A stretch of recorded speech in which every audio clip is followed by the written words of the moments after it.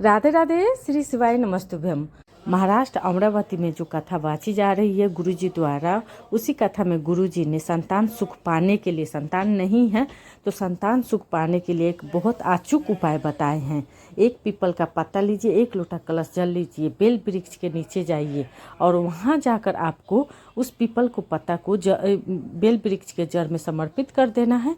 और जो एक लोटा कलश जल ले गई है, 7 बार पिपलेश्वर महादेव का नाम लेकर 7 बार उस जल को उस पीपल के पत्ता पर समर्पित कर देना है। कर प्रणाम कर आप उस पीपल का पत्ता को उठाकर घर लाइए और रात में जब दूध उबालिएगा तो उस दूध में उस पीपल को पत्ता को भी उबाल देना है और हस्बैंड वाइफ दोनों को छान कर पी लेना है।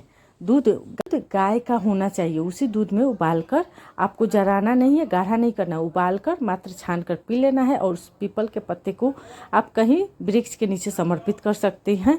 और पीने के बाद आप ये उपाय मात्र बैसाख महीना में करिएगा। अमरावती में जो कथा चल रही है, उसी कथा में, शिव पुराण कथा में गुरुजी ने एक नई उपाय बताए हैं जो त्वचा स्किन संबंधी है। तो क्या करना है, आपको 5 बेलपत्र लेना है, 1 लोटा कलश जल लेकर शिवालय जाना है, शिवलिंग के पास जाना है। वहाँ उस बेलपत्र को आप कमल पुष्प बना लीजिए। डंटी आप पकड़ कर पत्ता आगे की तरफ निकाल कर कमल पुष्प बनाकर पहले माता अशोक सुंदरी पर समर्पित करिए कमल पुष्प बेलपत्र वाला। उसके बाद उठाकर आप शिवलिंग पर कमल पुष्प समर्पित करिए तुमरुकेश्वर महादेव के नाम से या तुमरुका जी के नाम से, दोनों नाम में से कोई सा भी नाम लेकर आप समर्पित करने के बाद आप बाबा से विनती प्रार्थना कर लीजिए कि मेरा एक समस्या है।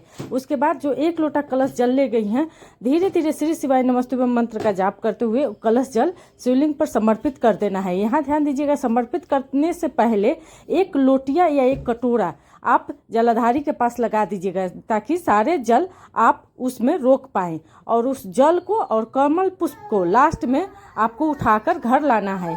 एक ही दिन में यानी सुबह से शाम तक ले 5 बेलपत्री 5 टाइम खाना, एक ही टाइम नहीं, 5 टाइम, आप 5 टाइम आप जल को पीना है। एक ही दिन में उस जल को समाप्त कर देना है और बेलपत्री भी समाप्त कर देना है।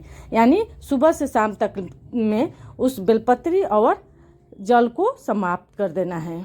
इसी बीच आज जो कथा चल रही है गुरुजी के, वो आज 6वें दिवस की कथा पूर्ण हो चुकी है। उसी कथा में गुरुजी ने हिडिम्बेश्वर महादेव का उपाय बताए हैं।